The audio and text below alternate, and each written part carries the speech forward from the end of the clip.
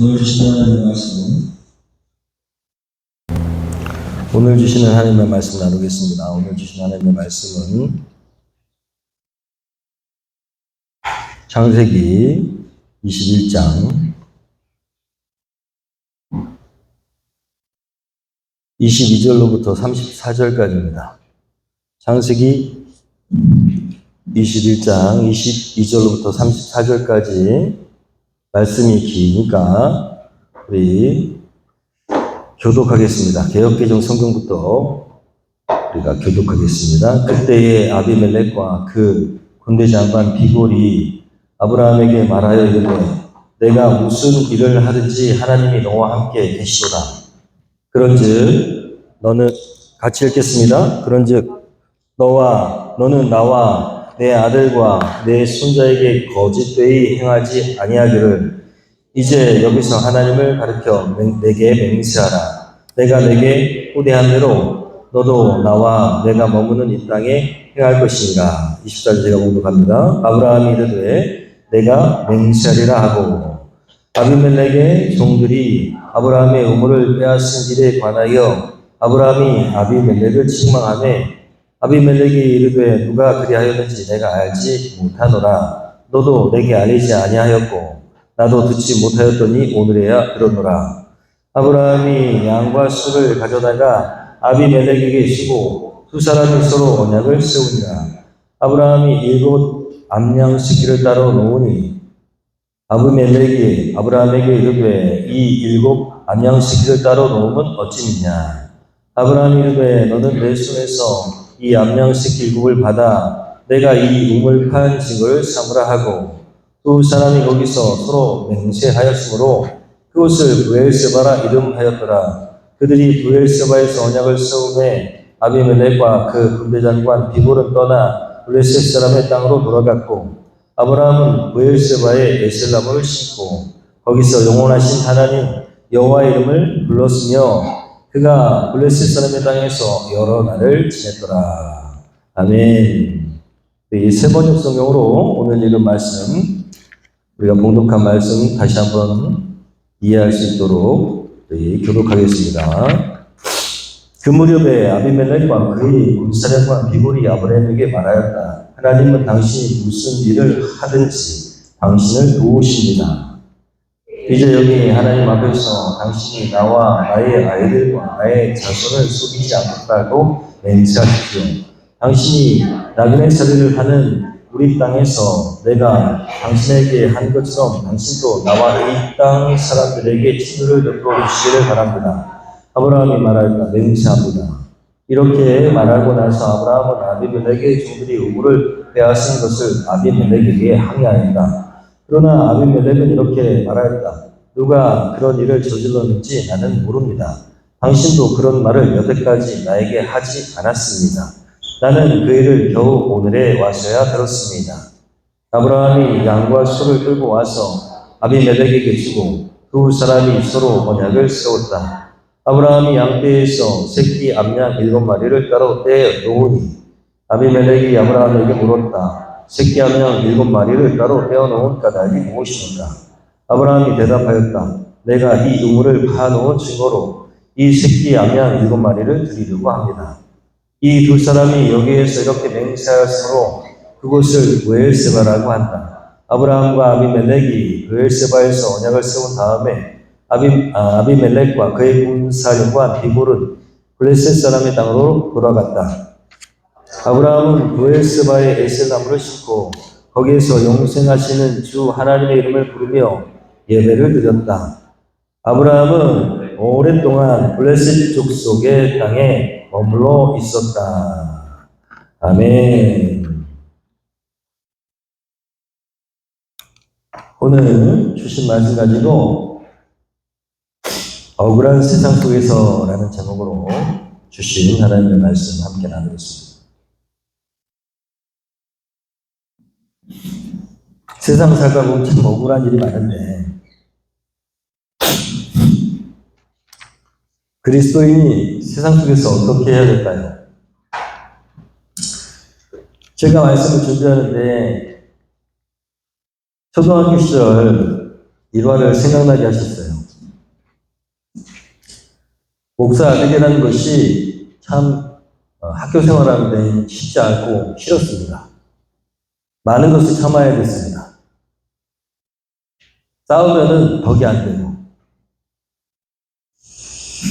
제가 착하게 살지 않으면, 제 생각에는 제 어린 마음에 제가 착하게 살지 않으면 교회가 욕먹을 것 같은 거예요. 그리고 제가 섬기는 예수 그리스도 하나님께서 욕먹을 것 같은 것이. 세 번째로는 목사라는 그런 사역자가 싸잡아서 욕먹을 것 같은 거예요. 그래가지고 어린 초등학교 4학년 정도 되는데도 학교에서 조용히 착하게 살아야 되나. 제가 원래 착한 사람이 아닌데 착하기로 착할 정도로 그렇게 살았어요. 조용히.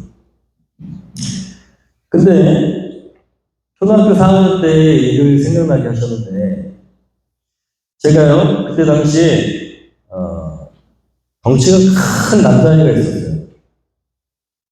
엄청 큽니다. 또래에 비해서 되게 큰 반아이가 있었는데 엄청 포악해요. 그리고 장난꾸러기고 그리고 성격이 별로 좋지 않습니다. 미술 시간이었는데 준비물을 안 가져와가지고 애들 것을 뺏어가기 시작했어요. 근데 그러면 선생님한테 혼날 만도 한데 생각해보니까 그 당시에 선생님 그림을 그리라고 하고 나가시던 것 같아.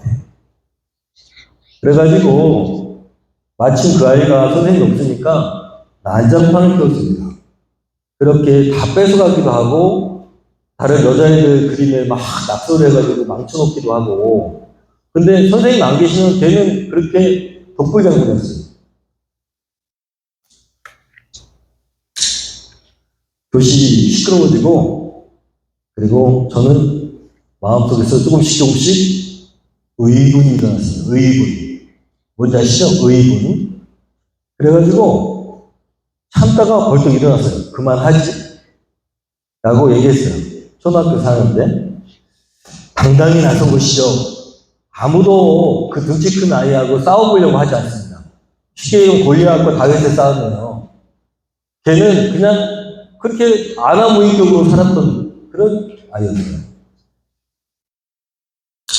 그런데 그 친구하고 제가 싸움이 일어났습니다. 그만하라고. 여자애들 좀 그만 괴롭히라고. 그리고 나서 이제 싸움이 말리고 막 어떻게 하다 보니까 이제 끝났어요. 그리고 방과 후가 됐습니다. 이제 다 아이들 돌아갔는데 선생님이 나를 불렀어요. 여자 선생님이었어요. 아줌마 같은 여자 선생님 아시죠? 꽤 나이가 지긋하신 분이었는데 저를 부르시더니 이렇게 말씀하셨어요. 정확하게. 성광아, 오늘 싸웠다면서? 실망이다.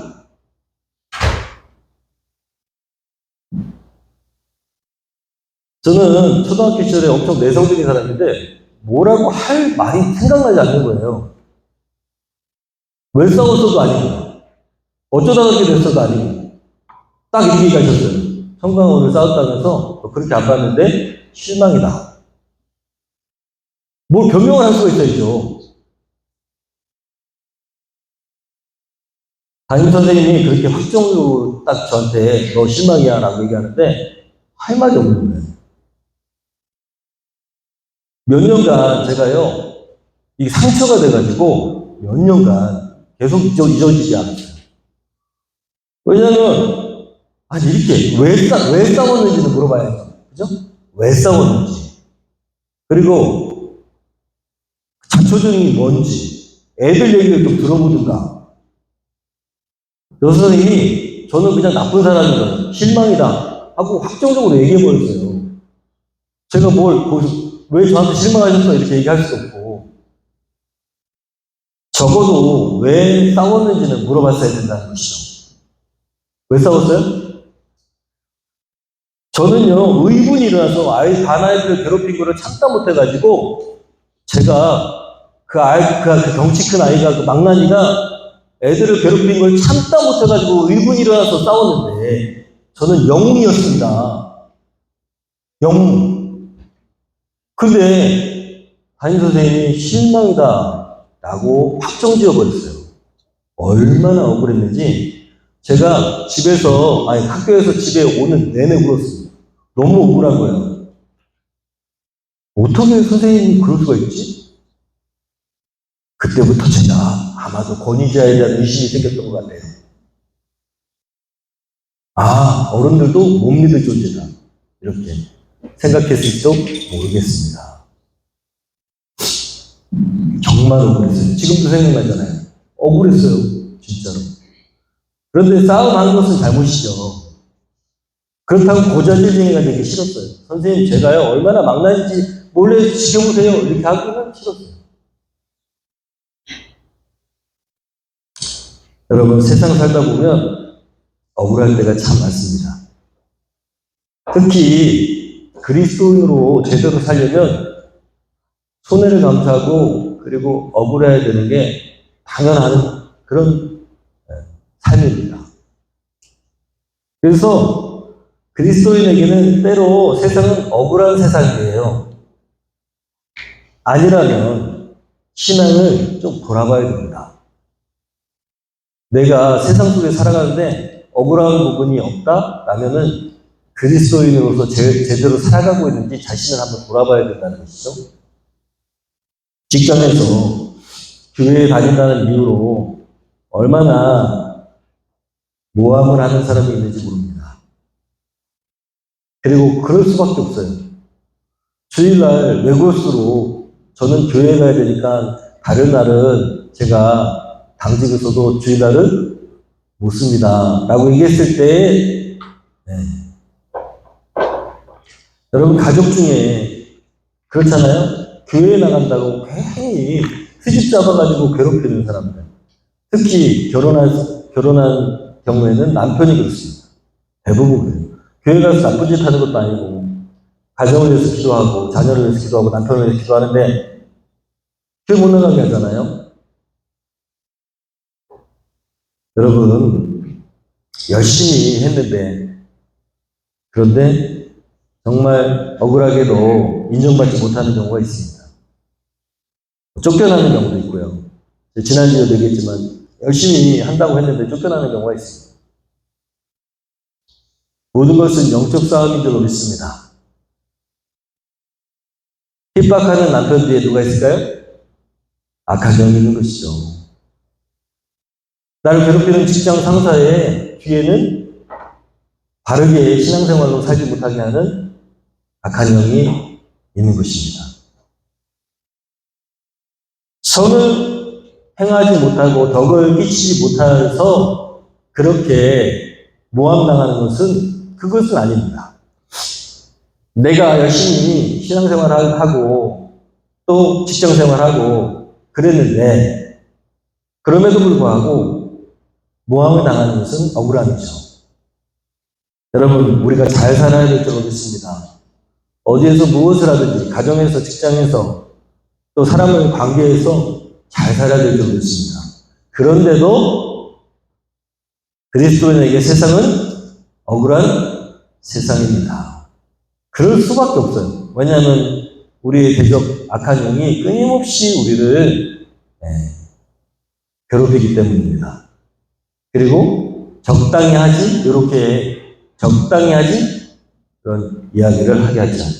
그래서 괴로운 일이 엄청 많아요. 그런데 중요한 것은 괴로운 일이 많으면 많을수록 신앙은 깊어진다는 것입니다. 할렐루야. 하나님과의 관계는 더 깊어진다는 거예요.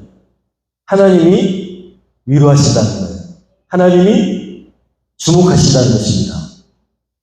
할렐루야. 초등학교 4학년 때였지만 그렇게 의분이 일어나서 싸웠고 선생님은 나를 그렇게 오해하고 그랬지만 그렇게 울면서 제가 그래도 초등학교 4학년인데 하나님은 아시겠지.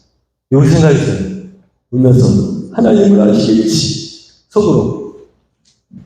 그 초등학교, 문화초등학교였는데 집까지 한 15분 걸리는데 이렇게 울면서 하나님은 아시겠지.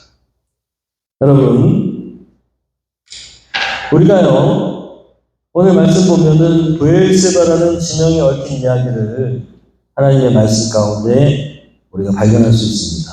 말씀을 보면 그랄 왕 아비멜렉이 군사령관 비고를 데리고 아브라함을 찾아왔습니다.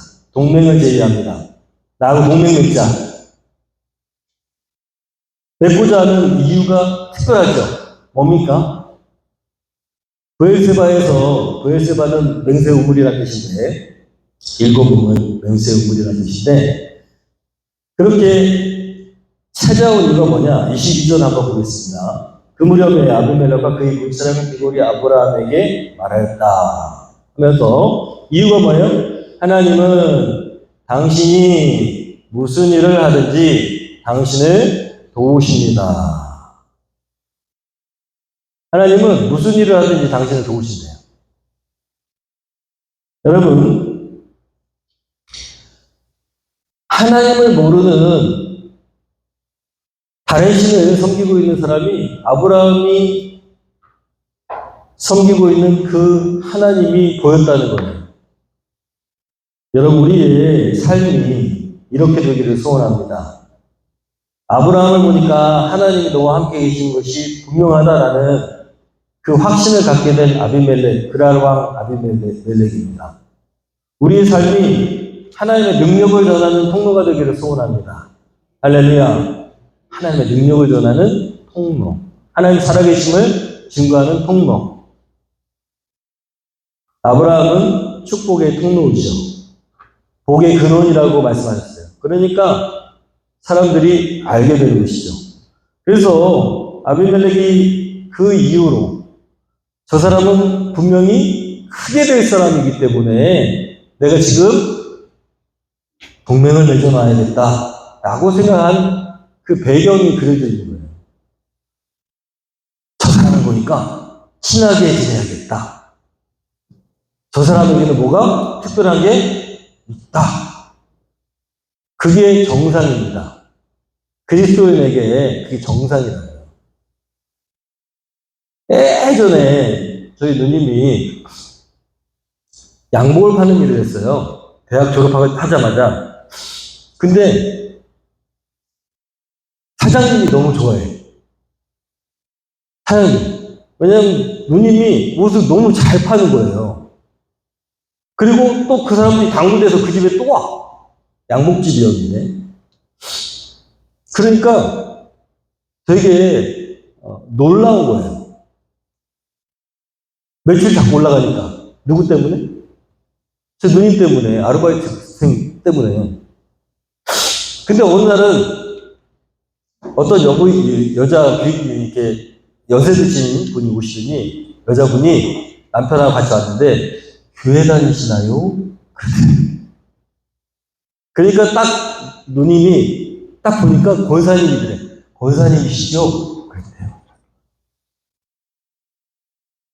여러분 그 이야기를 제가 들으면서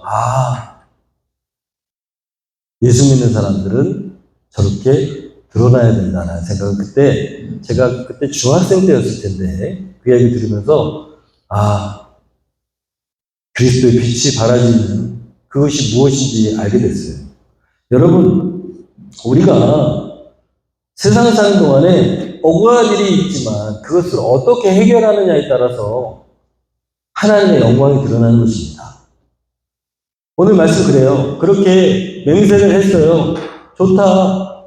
좋습니다. 해가지고 맹세를 하고 나서 바로 아브라함이 이렇게 얘기해요. 맹세하고 나서 아브라함이 아비멜렉의 종들이 자기의 우물 파놓은 것을 빼앗아갔다고 아비멜렉에게 항의합니다.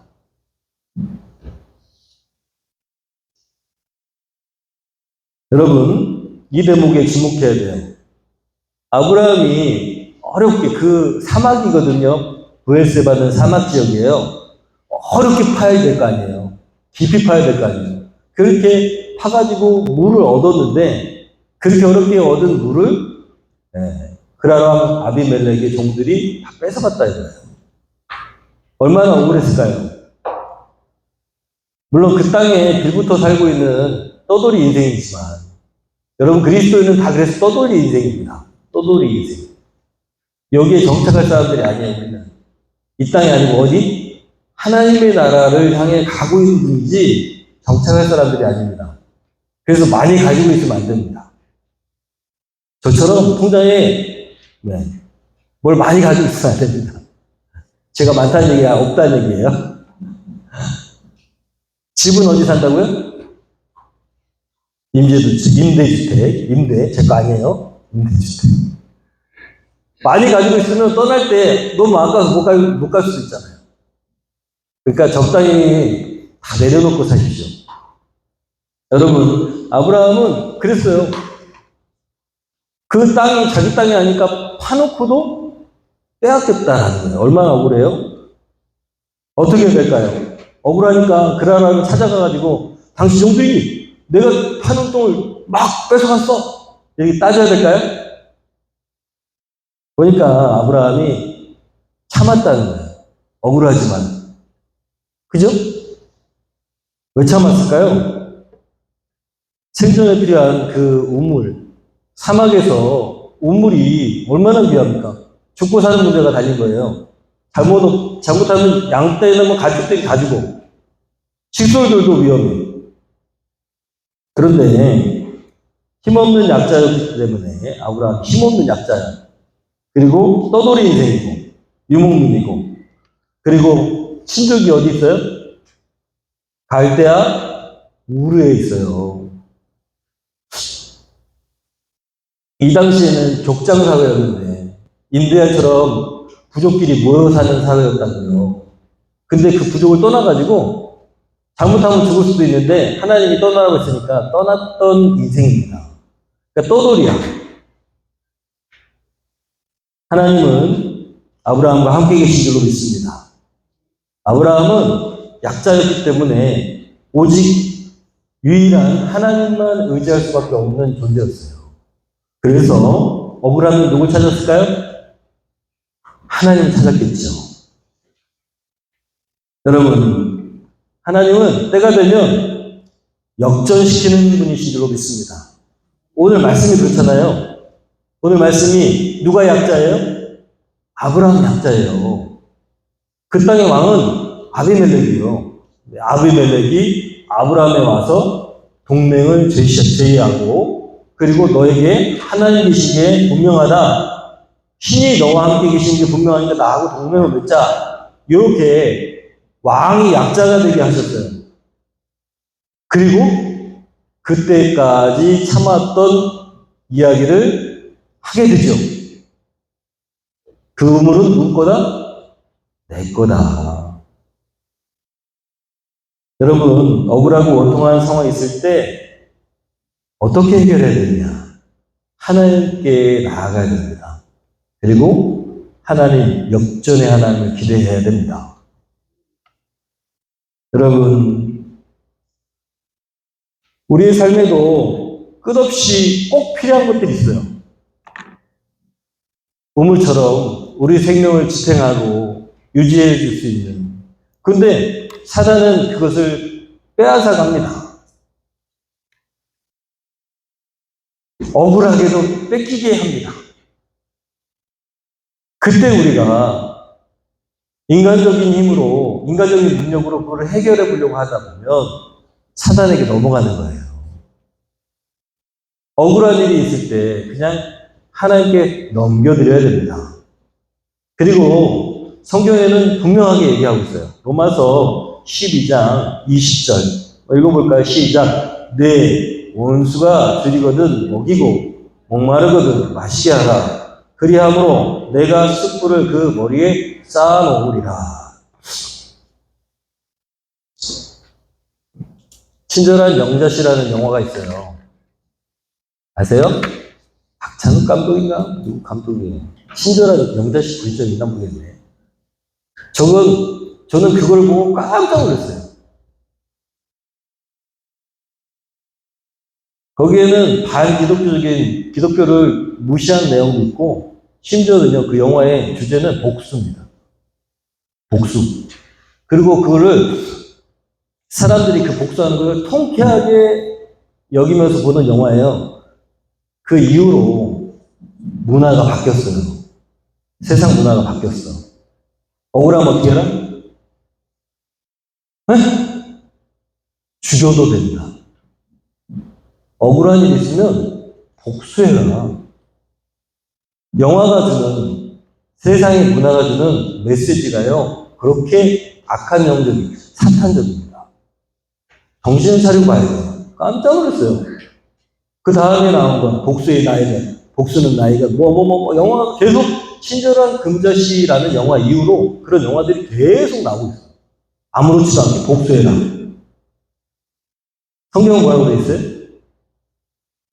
네? 줄이거든 먹이고 목마르거든 마시게 하라. 그리고 그 머리에다 뭘 쌓아놓으라고? 숯불을 쌓아놓는 격이 될 것이다. 해결은 누가 하시도록? 하나님께서 하시도록. 이게 성경적이에요. 그러니까 요즘 나오는 그런 영화들은 다 반기독교들이고, 그리고 유명한 영화들이 다 대부분 보면 그 안에 기독교를 비하하는 내용이 반드시 들어있습니다.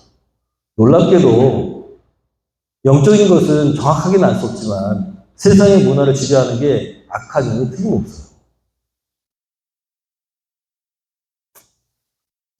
주님은 뭐라고 말씀하시냐? 예수님은 이렇게 말씀하셨어요. 한번 읽어볼까요? 나는, 시작, 나는 너희에게 이르노니 악한 자를 대적하지 말라. 누구든지 내 오른편 뺨을 치거든 왼편도 돌려내며 또 너를 구발하여 속옷을 가지고자 하는 자에게는 겉옷까지도 가지게 하며 또 누구든지 너로 억지로 우리를 가게 하거든 그 사람과 심리를 동행하고 내게 구하는 자에게 주며 내게 꾸고자 하는 자에게 거절하지 말라. 해도 너무하시죠? 할 수 있어요? 못해. 어때? 우리 못해요. 근데 왜 이렇게 명령적으로 말씀하셨을까요? 예수님이 산상수훈에서 말씀하시는데 왜 이렇게 말씀하신다고요? 왜? 우리 보고 그렇게 하라고? 성경이 하나님의 말씀 이유가 있다고 말씀드렸잖아요. 이게 인간의 머리로 이렇게 나오지 않습니다. 이렇게 말씀하신 이유가 뭐냐? 기준이 누구에게 있기 때문에? 하나님께 있기 때문에 이런 말씀하신 거예요. 하나님은요, 다시 읽어드릴게요. 우리는 못해. 나는 너희에게 이르노니 하나님은 악한 자를 대적하지 않고 오른뺨을 치거든 왼편을 돌려대는 분이시다. 이해가 되세요? 하나님은 고발당하시면 속옷을 뺏고자 하는 자에게 겉옷까지 주시는 분이시다. 이해되시죠? 하나님은 동행해달라고, 우리만 동행해달라고 하면 심리까지 동행해 주시는 분이시다.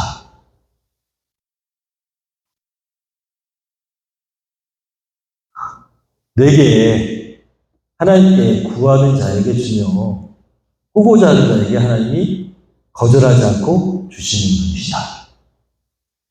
이게 하나님 기준이기 때문에 그래요. 하나님 이런 분이시기 때문에 다른 거는 못 하시는 분이기 때문에 이렇게 말씀하시는 거예요. 하나님이 이런 분이시기 때문에 우리한테 이렇게 얘기하시는 거예요. 하나님은 이게 당연하신 분이니까. 다른 건 있어요, 없어요? 없어요. 하나님 사랑이시기 때문에. 그리고 이것을 하나님이 증명하셨어요. 누구로? 예수님으로. 예수님이 이렇게 하셔가지고 하나님이 어떤 분이신지 증명하셨어. 그리고 우리에게 이렇게 하라고 말씀하시는 건 할 수 있어서 나기보다는 하나님의 기준이 여기에 있다는 것입니다. 근데 놀라운 것은 우리도 할 수 있게 하셨어요. 다는 아닐지라도 우리 안에 누가 계십니까? 성령님이 계시죠. 예수의 영이신 성령님이 우리를 지배하시죠. 그거를 성령 충만이라고 하는데 예수의 영이 우리를 지배하면 이렇게 행동할 수가 있다는 사실이에요. 성령의 새 술에 취한다. 술에 취하면 제정신이 아니에요. 아니죠. 성령께서 우리를 지배하시면 할 수 있는 거예요. 사람들은 우리를 이상한 사람으로 볼 것입니다. 여러분, 우리가 억울한 일이 참 많을 때, 그때 어떻게 되냐? 아브라함이 하나님의 때를 기다렸던 것처럼 우리도 하나님의 때를 기다려야 될 줄로 믿습니다. 아브라함이 믿음의 조상이고 예수 그리스도의 조상이 될 수 있었던 이유는 온유함이 있었기 때문이에요. 그리고 하나님을 의지한 순종의 사람이었기 때문입니다. 그러면 반드시 하나님의 때에 역전하게 되어 있습니다. 그리고 하나님의 때에 승리하게 되어 있습니다. 브엘세바의 약속인데, 브엘세바라는 우물, 샤바라고 합니다. 세바를 샤바라고도 읽을 수 있고 쉐바라고도 읽을 수 있어요. 원이 같아요. 샤바는 맹세라는 뜻입니다. 맹세. 쉐바는 일곱이라는 뜻이에요. 그래서 브엘세바를 맹세의 우물 혹은 일곱 우물이라고 부릅니다. 왜냐하면 쉐바니까. 샤바, 쉐바. 네. 그래도 왜 일곱이라는 뜻이 있을까요? 오늘 말씀을 보니까 내가 분명히 우물을 팠어요. 그리고 뺏겼어. 그리고 그걸 항의했어요. 그러면 그동안 손해본 것을 누가 줘야 됩니까? 손해본 걸 누가 줘야 돼? 그러한 아비멜렉이 줘야 돼요. 그런데 오늘 보니까 일곱 암양을 아브라함이 떼놓으면서 이거 가져가세요. 라고 얘기했어요. 그러니까, 아니, 저걸 왜 나한테 주느냐? 라고 물어봤어요. 그랬더니 아브라함이 저 우물값입니다. 여러분, 손해본 사람이 오히려 그 값을 주고 사고 있어요. 그래서 브엘쉐바라고 합니다. 일곱 암양을 주고 산 아브라함의 우물. 여러분, 이것이 우리 그리스도인이 승리하는 방정식입니다. 영적 승리의 방정식이 뭐냐? 양보하고 손해보는 거예요. 그리스도인은 양보하고 손해봐야 됩니다. 같이 맞서 싸우면 어떻게 될까요? 인간적인 힘으로 반드시 지게 돼 있어요. 오늘날 정말 죄송하지만 많은 교회들이 분쟁이 일어나고 있거든요. 많은 교회들이 분쟁이 일어나고, 만약에 저 같으면 제가 그런 일을 당하면 저는 아마 사임할 겁니다. 너희들끼리는 싸우지 마라. 그냥 내가 잘못했으니까 둘이는 교회 식구들끼리는 싸우지 마라. 이게 정상이거든요. 싸우면 어떻게 될까요? 양과 이리가 싸우면 어떻게 될까요? 양이 무조건 죽습니다. 예수님이 우리에게 보여주신 진리도 마찬가지입니다. 결국 승리하는 자는, 영적으로 승리하는 자는 십자가를 지는 자입니다. 할렐루야. 죽으면 살겠고 라고 말씀하셨어. 죽고자 하면 살 것이다 라고 말씀하셨어. 그죠? 예수님이 얼마든지 하늘의 능력으로 세상 왕들과 싸울 수 있었습니다. 그런데 어린 양이 되셔가지고 이리떼에게 잡혀 먹혀 뜯어 먹히시듯이 십자가에 죽으셨어요. 그리고 묵묵히 십자가를 지신 그분이 죄인이었기 때문에 지셨습니까? 죄인이니까 당연히 진 거예요? 아니에요. 여러분, 세상 사람들은 네가 잘못했어 라고 해서 우리 억울하게 만들고 우리를 죄인 취급하죠. 원래 우리는 죄인이 아닙니다. 그죠? 그럼에도 불구하고 손해와 양보를 해야 되는 이유는 예수께서 하셨기 때문이고, 죽기 때문이고, 그리고 죽는 것이 사는 것이기 때문입니다. 예수님이 지셨던 그 십자가는 극악한 형틀이었어요. 아주 악독한 사람들을 매다르는 로마 형틀이었죠.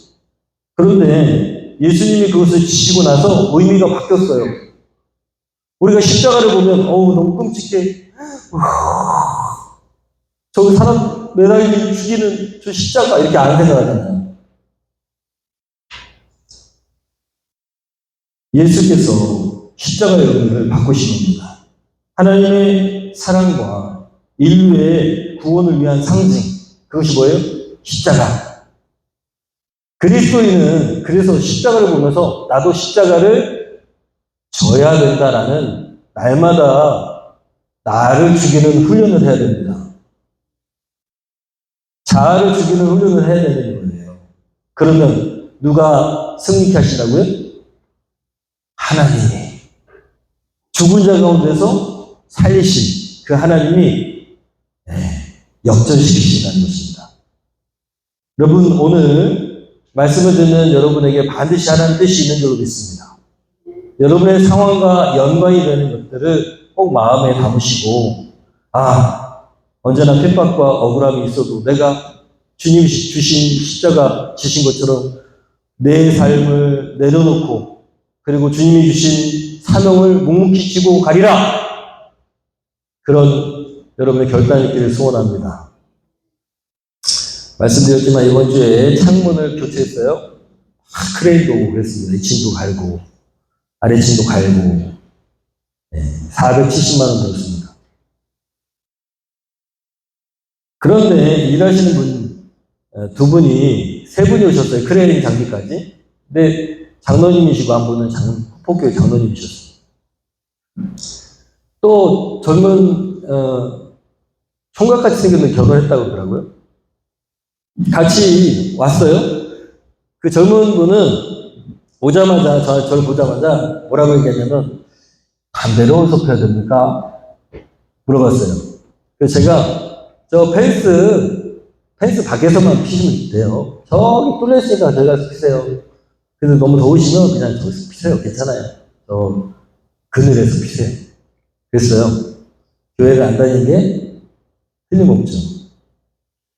다음날 이제 셋이서 크레인 계산을 가고 셋이서 밥을 먹는데,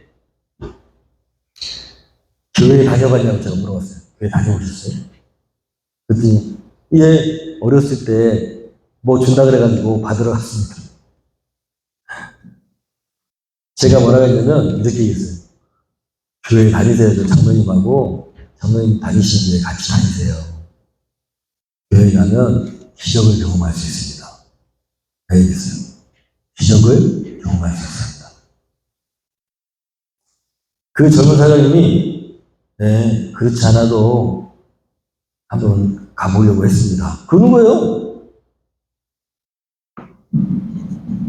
그러면서 아이 때문에요 라고 얘기하더라고요. 그래서 아이가 어떻게 뭐 문제가 있어요? 아파요? 그랬더니 아프대. 너무 어렸을 때, 뱃속에 있을 때 엄마가 문제가 생겨가지고 8개월 만인가 얼마 미숙아로 빨리 애를 꺼내야 된다 그래가지고 아이가 태어났대요. 그리고 인큐베이터에 오래 있었고 되게 건강이 안 좋답니다. 그리고 며칠 뒤에는 이제 뇌성마비 그 판정이 나온다고 그래요. 잘 나왔으면 좋겠다는 거예요.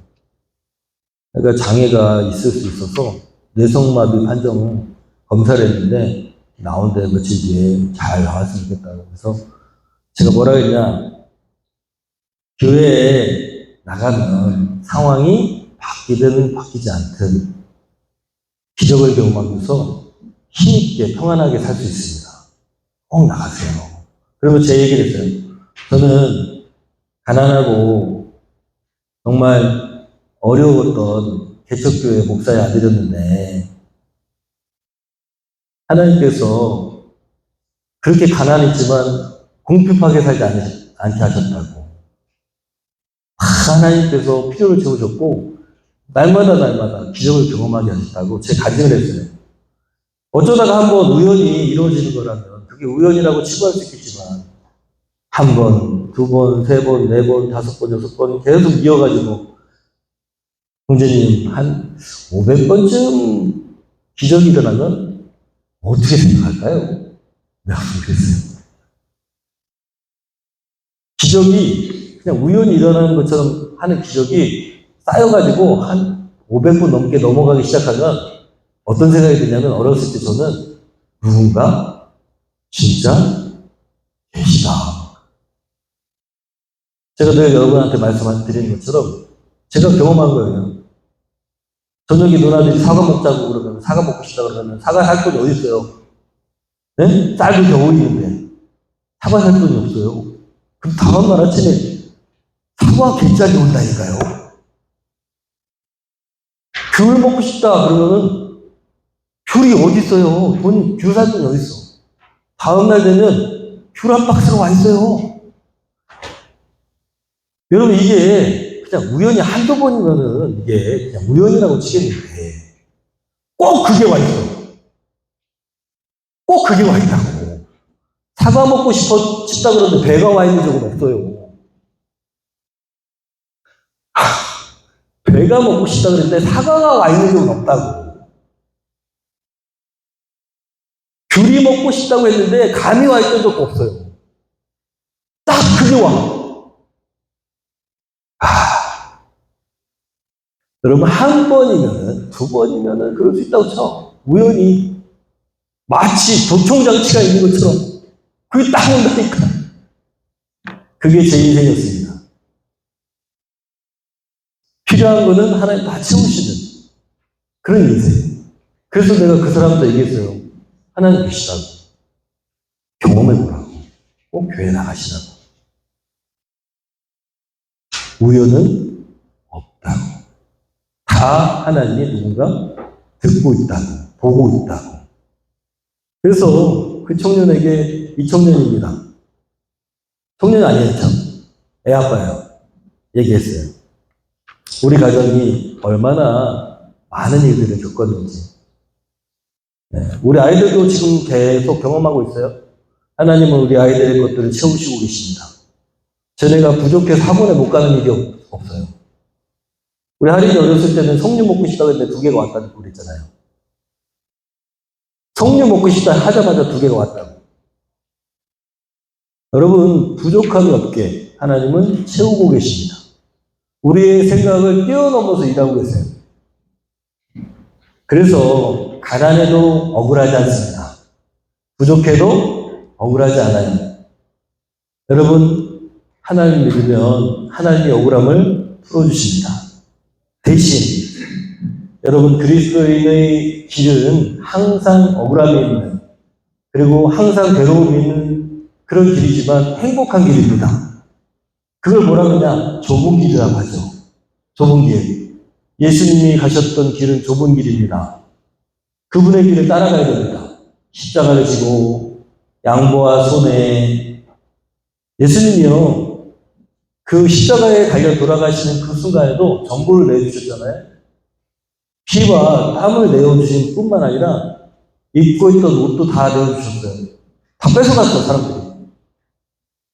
그래서 발가벗고 돌아가셨어. 여러분, 십자가 이런 거 보면은 뭐 입고 계시잖아요. 정말에 다 뺏어갔다니까? 완전 알몸이었습니다. 알몸에 십자가에 달려가지고 옷까지 다 로마 병정들이 뺏어갔어요. 억울하죠? 억울한 말 하잖아요? 그게 그리스도인의 인생이라는 것입니다. 그렇지만 최고의 승리는 누구에게 있다?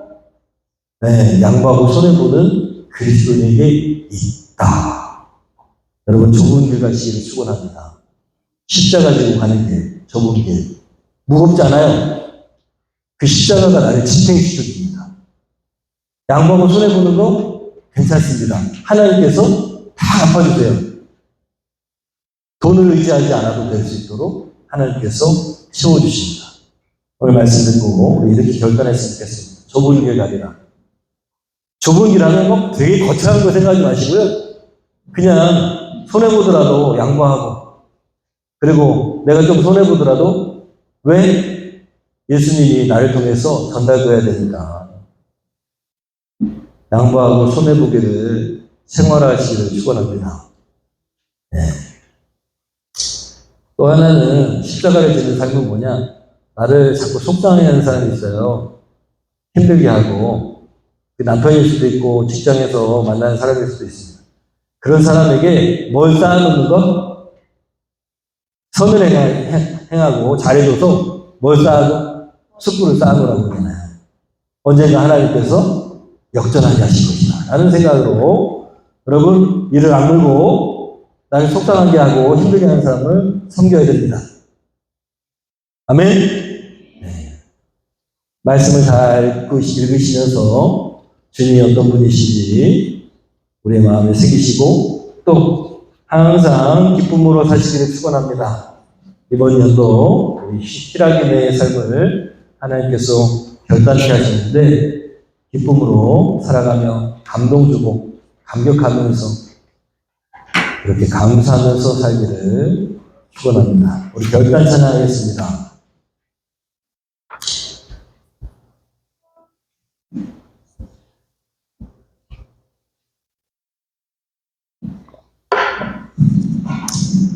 주님 오실 때까지 나는 주님이 가신 그 길을 따라가겠습니다.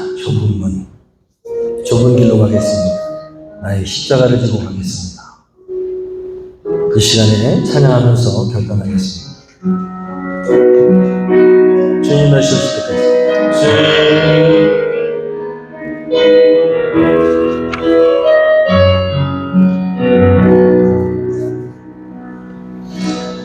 주님 다시 오실 때까지 나는 이 길을 가리라.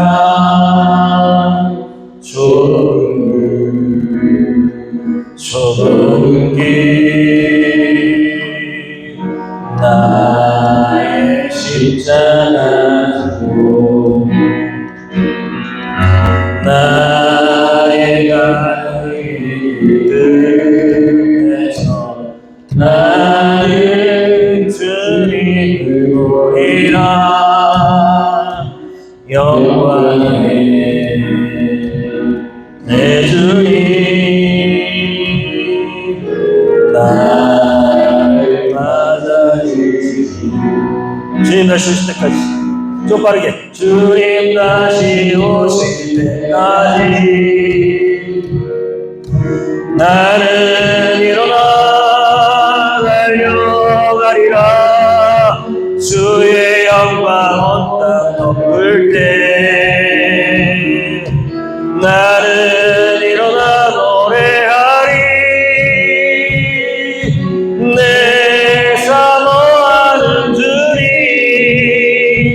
온 세상 구주시라.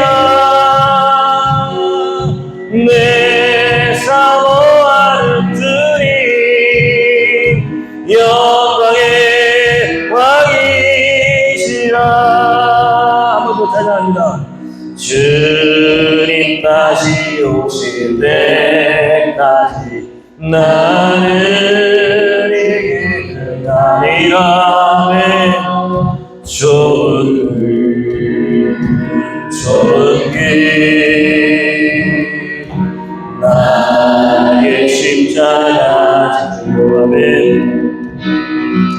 나의 가는 길 끝에서 나는 주님을 보리라. 영광의 내 주님 나를 맞아주시니. 주님 다시 오실 때까지 나는 일어나 달려가리라. 주의 영광 온 땅 덮을 때 나는 일어나 노래하리. 내 사모하는 주님 온 세상 구주시라네. 내 사모하는 주님 영광의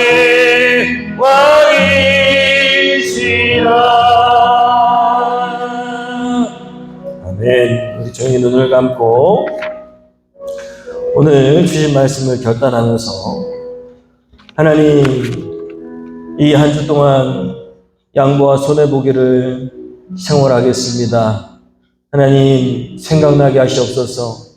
내 삶의 현장에서 하나님 나보다 타인을 먼저 생각하는 삶 살아갈 수 있도록 하나님 또 나를 힘들게 하고 속상하게 하는 사람 하나님 생각나게 하신 그 사람을 정말 미워하지 않고 오히려 잘해주고 섬겨주고 그리고 도와주는 인생 하나님 정말로 말씀에 입각한 삶을 살고 기쁨의 삶을 살아가는 감사하고 감격하고 감동을 주는 그런 삶이 될 수 있도록 하나님 결단합니다. 도와주시옵소서. 이 시간에 조용히 눈을 감고 하나님과 나와의 대화 결단을 하도록 하겠습니다. 기도합니다. 하나님